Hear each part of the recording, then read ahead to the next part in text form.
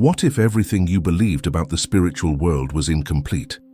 What if the story you heard about God was just the tip of a much larger mystery, a plot that involves not only the Creator, but an entire hierarchy of invisible beings operating between heaven and earth?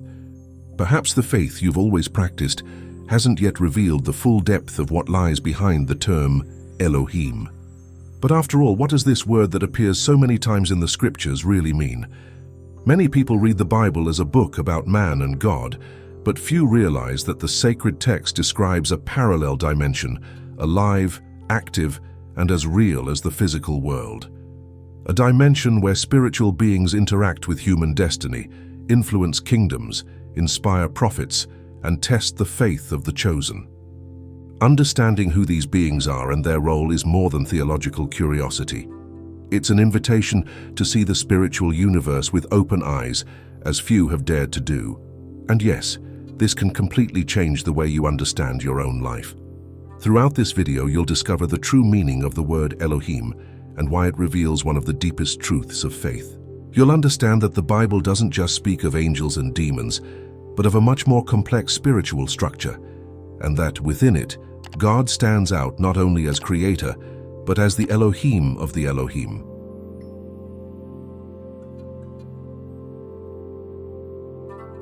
Few realize it, but the Bible never limited itself to telling the story of man and God. It is a cosmic account, a panorama of intertwined dimensions where the visible and the invisible walk side by side. While many read the sacred text seeking only human comfort, they forget that it describes a reality populated by spiritual beings with distinct missions and natures. Angels who serve, demons who corrupt, messengers who announce, and heavenly warriors who fight, all acting under divine sovereignty. Ignoring this truth is like trying to understand a symphony by listening to just one instrument. Imagine a curtain being lifted, revealing that human events are reflections of something much greater. Wars, temptations, blessings, none of this happens in isolation. There is a vibrant spiritual stage where forces of light and darkness contend for hearts and destinies. Knowing this changes how we face life, because it reminds us that our faith is not theoretical. It is lived in the midst of a real battle. And in that invisible war, every chosen one has a role. The Bible is, therefore, the map that reveals not only the path to salvation, but the plot of that struggle between kingdoms that have coexisted since the beginning. The idea that the spiritual and the material are separate is a convenient illusion. From Genesis to Revelation, Scripture shows that heaven and earth touch, and more than that, constantly interact. What happens in the invisible reverberates in the visible, and vice versa. When Daniel prayed, for example, his answer was delayed by a spiritual war. When Jesus cast out spirits, the earthly world trembled before divine authority. This proves that spiritual reality is not distant, but intertwined with daily existence. This connection is deep and continuous, even if many ignore it out of fear or lack of understanding. The spiritual realm is a dimension where divine laws govern everything that exists, and understanding it is like adjusting your eyes to see what has always been there. When a person lives by faith, they touch the invisible. When they act in obedience, they move the supernatural. Nothing is mere coincidence when one understands that a spiritual network sustains the physical world. And it is at this point that the mystery of the term Elohim begins to unfold, showing that not everything divine is limited to a single form of manifestation. Few know that in the scriptures, there is a word that encompasses the entire spiritual universe, Elohim. This expression, present in ancient Hebrew, is one of the most intriguing and profound in the Bible. It is not limited to designating the Creator, but also other beings that inhabit the invisible realm. Messengers, heavenly judges, and even entities that oppose the divine will. The term reveals that the spiritual world is vast, hierarchical, and ordered. Understanding this completely changes how one reads the word, because it opens the eyes to a dimension where every being has a role in God's plan. In the New Testament, the corresponding term is theos, which also serves to designate spiritual beings, but with nuances unique to Greek. This duality between the biblical languages shows that the concept is ancient and universal, a language that crosses cultures to express the nature of the invisible. When someone understands that Elohim is more than a name, they realize that the Bible does not speak only of the divine, but of a spiritual family that reflects the Creator's glory. And it is within this revelation that faith expands, because man begins to see the supernatural with the eyes of the Spirit, not just the mind. Every time the word Elohim appears in the Scriptures, it carries a mystery within itself. In some texts, it refers to the supreme God, in others to angels, and in some even to false gods worshipped by pagan nations. This multiplicity of meanings is not confusion, but linguistic richness. It shows that Elohim is a spiritual category, not a fixed label. Therefore, understanding the context is essential to avoid confusing the Creator with creatures. The same term that describes the eternal God can also designate beings that He Himself created, each limited to their function and nature. The fascinating thing is that this diversity of meanings does not diminish God's majesty. On the contrary, it exalts it. It makes clear that He reigns over all forms of spiritual existence. It is like a king whose title can also be used for other rulers, but whose authority no one can match. When Scripture calls Yahweh Elohim, it acknowledges that although there are many spiritual beings, only one is the source of everything. And it is precisely there that the faith of the chosen is strengthened. By understanding that among so many, there is one who is eternal, sovereign, and absolutely incomparable. When someone understands that Elohim is a category and not a name, a veil is torn before their spiritual eyes. The word does not identify a single entity, but a type of being that inhabits the invisible realm. It is like the term father or mother, used for many, but with a meaning defined by context. So it is with Elohim, a title that points to nature and function, not just identity. With this, the Bible reveals that there is a spiritual order far broader than human imagination dares to conceive. The most interesting thing is that this view teaches us about man's very purpose. We were created in the image and likeness of God, and that connects us in some way to the dimension of the Elohim. Not that we are gods, but bearers of a spiritual essence capable of reflecting the Creator.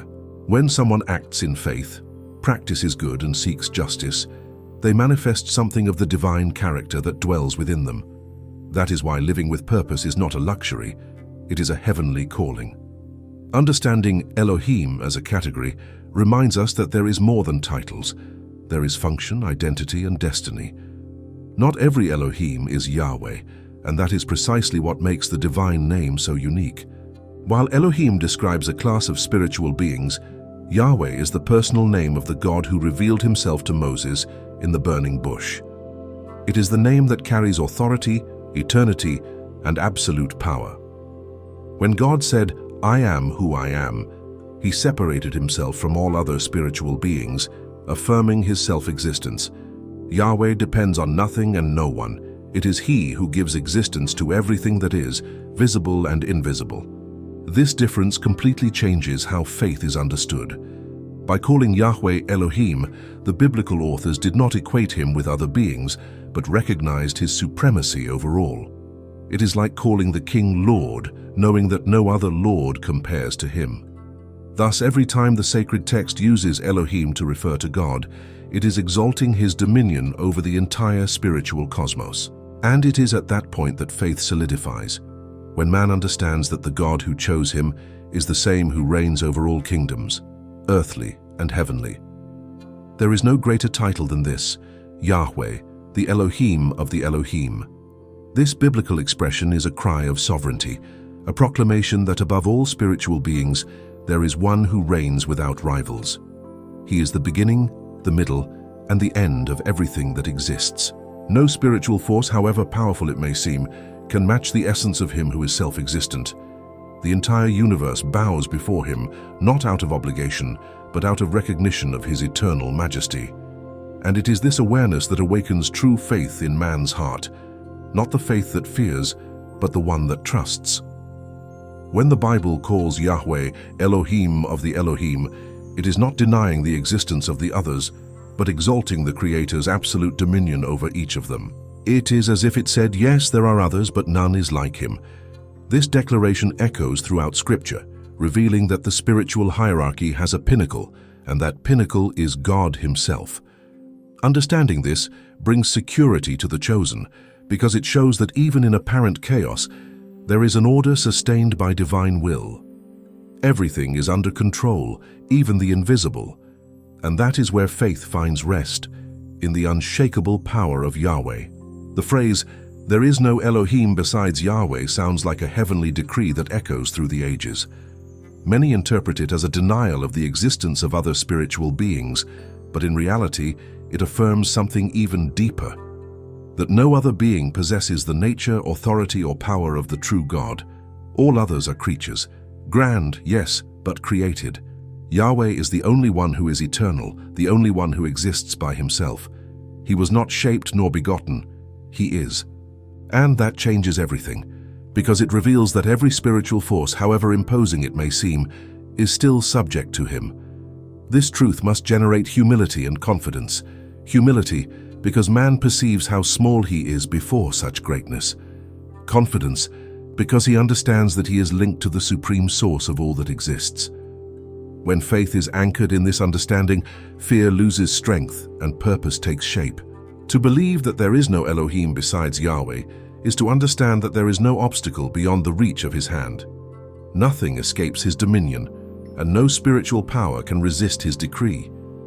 And it is from this conviction that true biblical monotheism is born, a living, conscious faith deeply rooted in the very heart of God. For centuries, many interpreted biblical monotheism in a simplified way, as if it meant that no other spiritual beings exist.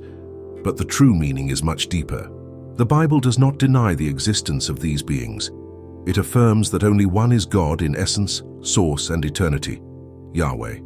He does not compete, does not share His throne, nor needs to prove His superiority. He simply is. That is the beauty of biblical faith, recognizing that there are many powers but only one Creator, and that everything else bows before Him. Monotheism, therefore, is not about quantity, but about supremacy. The man who understands this lives differently, because he knows that every prayer, every victory, and every spiritual struggle happens under the government of a single Lord.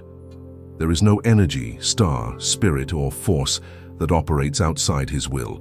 It is this awareness that gives courage to the chosen. He knows in whom he trusts.